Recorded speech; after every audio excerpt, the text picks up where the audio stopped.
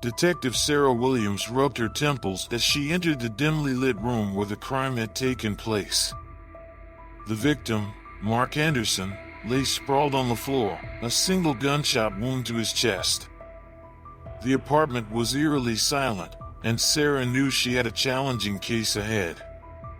Mark Anderson was a successful businessman with a list of enemies and a complicated personal life.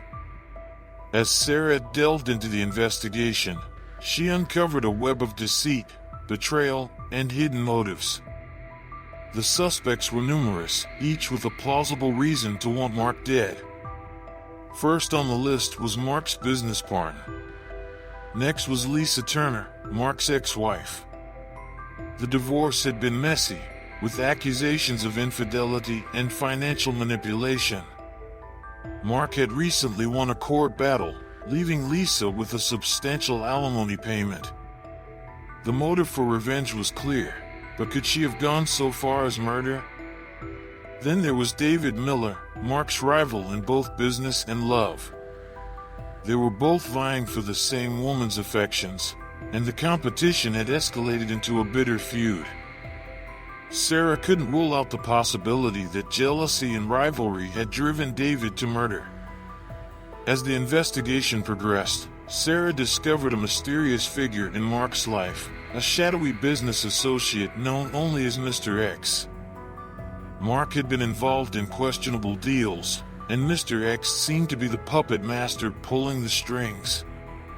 Could Mark's shady dealings have caught up with him, leading to his demise?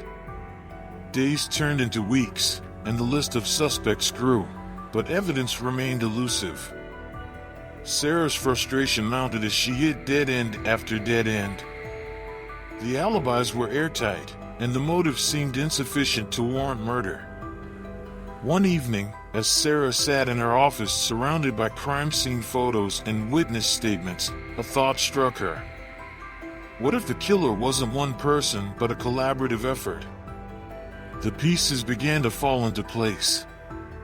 Richard, Lisa, and David might have joined forces to eliminate Mark, each contributing to the plan without the others knowing.